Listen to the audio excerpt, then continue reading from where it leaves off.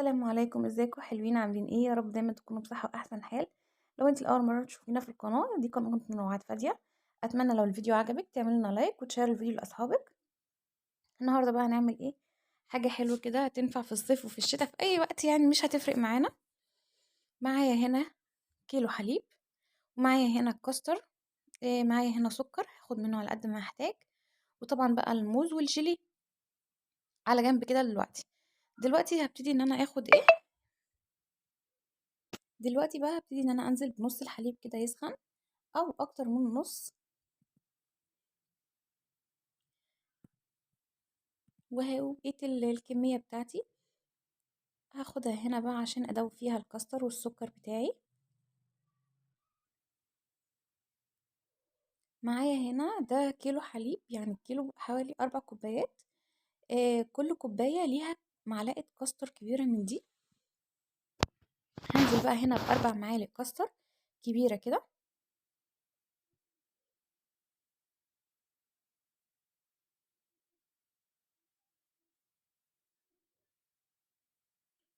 وهحط لهم برضو لكل كوباية حليب معلقتين سكر.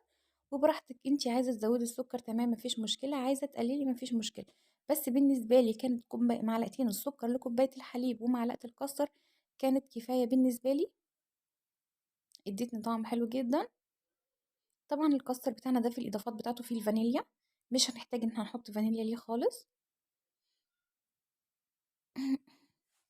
هبتدي بقى ان انا ايه، اقلب المكونات دي كلها في بعض. طبعا معايا الحليب هنا بتاعي هنا بيسخن برضو على النار، هقلبهم هنا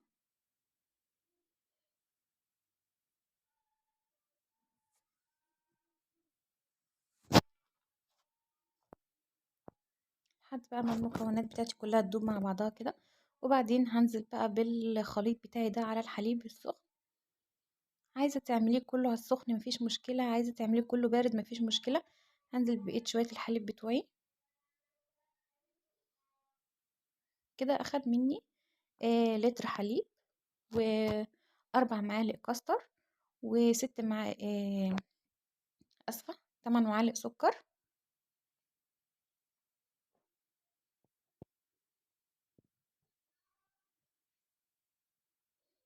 خلاص كده المكونات بتاعتي كلها يعني تماما اتقلبت واختفت كده، السكر اختفى برضو.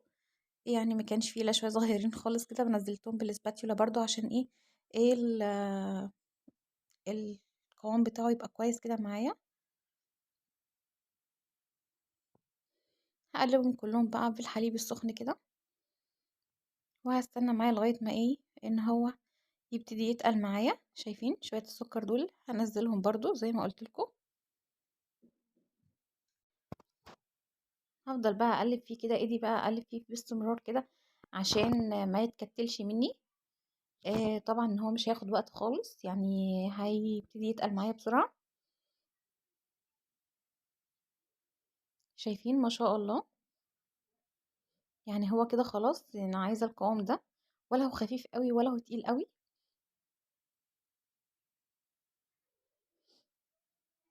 هجهز بقى البايركس بتاعي اللي انا هحطه فيه.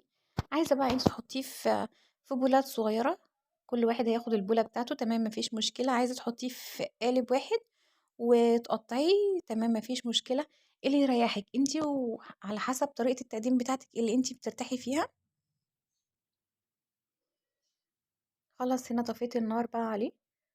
هبتدي بقى ان انا اجيب البايركس بتاعي وانزل فيه الكاسترد بتاعي ده.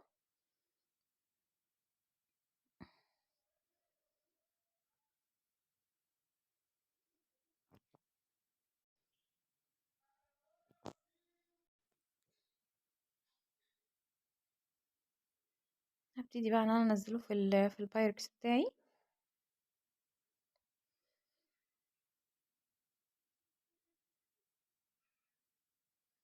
هبتدي بقى ان انا اسويه كده برضو عشان يبقى الشكل بتاعي كويس معايا، والكاستر وصل لكل حتة من البايركس، مفيش حتة فيها عالية وحتة فاضية. هبتدي ان انا اسويه دلوقتي برضو.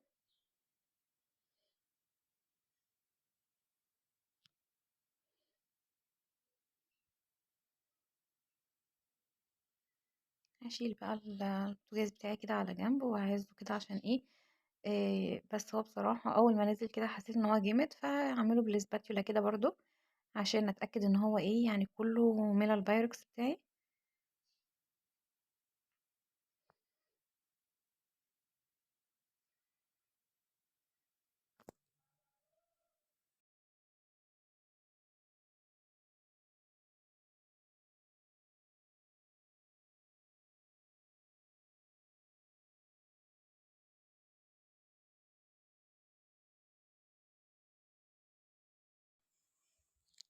خلاص كده اتأكدت إن هو كله وصل في البايركس وبقى مساوي معايا.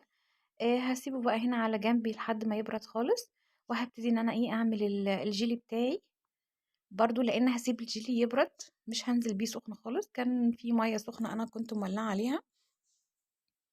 معايا هنا هاحتاج للجيلي ده، أنا معايا هنا 2 باكت جيلي، هاحتاج لهم حوالي لتر مَيّة، هاخد النُص لتر مَيّة يبقى مَيّة مغلية، والنُص التاني هيبقى بارد، هانزل بيه بارد على الجيلي.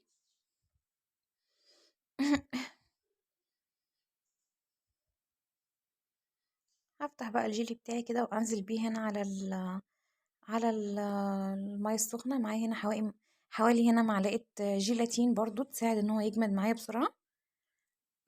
هاخد برضه شوية مَيّة من النُص لتر المَيّة اللي هو البارد، وهادوبه كده لحد ما يدوب معايا.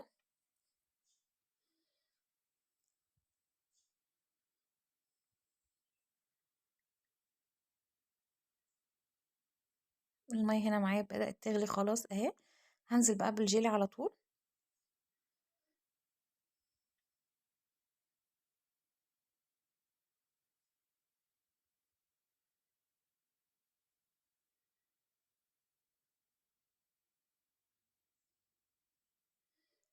وهانزل بقى هنا بالسكر بتاعي. طبعًا أنتِ عايزة تحطي سكر تمام، السكر حسب الرغبة.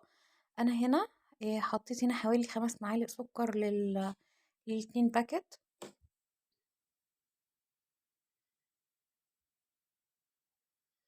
هابتدي بقى إن أنا أقلبه كده عشان أخلط الجيلي بالمَيّة بالسكر، وهانزل عليه بالجيلاتين.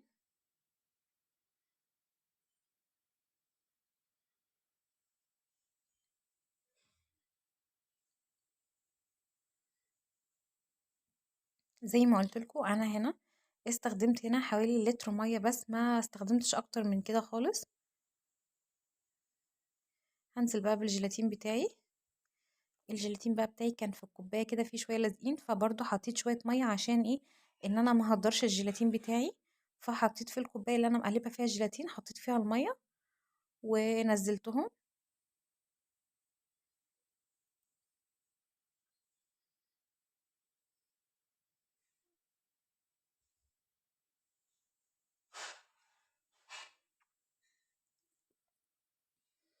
خلاص كده هو تقريبًا يعني خلص معايا. هاطفي عليه بقى النار واسيبه على جنب كده يبرد شوية، عشان ما انزلش بالجيلي بتاعي على الكاستر بتاعي بعد ما برد، يعني يكسره لي او يقطعه لي كده. هقطع بقى الموز على ما الجيلي بتاعي يبرد، طبعا الكمية اللي انت عايزاها. جبته هنا بقى كان لسه برضو، يعني انا كنت حطيته هنا على الرخامة عشان يبرد، وبعدين نقلته قدامي هنا والكاستر قدامي. هقطع بقى الموز بتاعي كده. طبعا عايزة تزودي فراولة تمام مفيش مشكلة، عايزة تحطي تفاح مفيش مشكلة، بس انا بصراحة يعني عندنا هنا بنتي واولاد اختي ما بيحبوش الفاكهة كتير في الجيلي، هم عايزين بس موز او فراولة، وبصراحة ما كانش فيه فراولة متوفرة دلوقتي، فحطيت موز بس. هابتدي بقى اقطعه، انا مش هقطعه كله مرة واحدة عشان ما يفيضش مني. انا هقطع وبعدين هرص شوية، ولو احتجت ان انا هحط تاني هحط، عشان برضو الموز ما يفضلش معايا متقطع. انتوا عارفين الموز يعني اول ما بيتقطع بتلاقيه كده اسود، لون اسود. خلاص بقى قطعت الكمية اللي انا شايفاها مناسبة ليا، يعني دول كانوا حوالي 4 صوابع موز. هبتدي بقى ان انا ارصهم كده جنب بعض كده.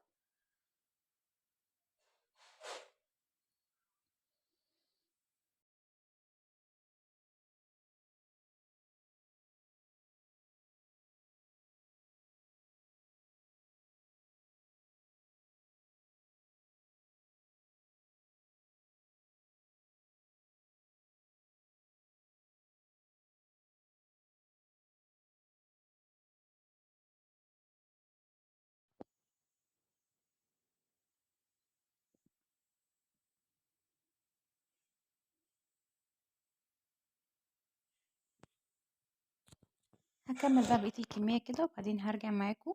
شايفين هنا ما شاء الله يعني كمية محترمة جدا.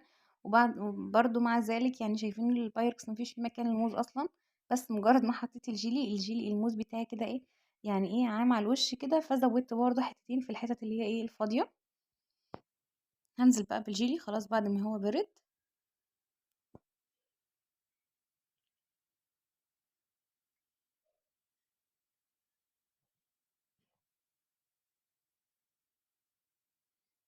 حاولت ان انا انزل بالراحه بالجيلي عشان ايه يعني الجيلي ما يعومش معايا كله كده الموز كده ما يعومش كله على البتاع.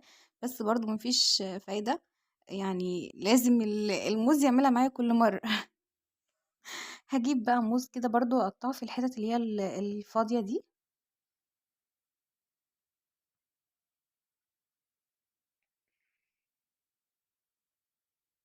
كملت خلاص يعني قطعت كمان صبع موز وحطيته بقى في الفراغات. دلوقتي بقى عشان عينه في التلاجة هغلفه بورق استرتش. غلفته هنا بورق استرتش وخلاص بعد ما جمد. يعني انا كده سبته لتاني يوم عشان ايه، الاقيه القوام ده كده كويس. شايفين ما شاء الله شكله حلو جدا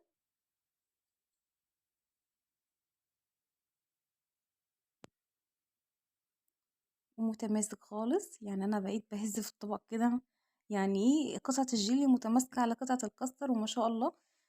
قوامهم حلو جدا. اتمنى لو الفيديو عجبك طبعا ما تنسيش تحطي لي لايك وتدعميني في القناة، تشتركي في القناة لو انت الاول مرة بتشوفيني. اشوفكم في فيديو جديد ان شاء الله، والسلام عليكم.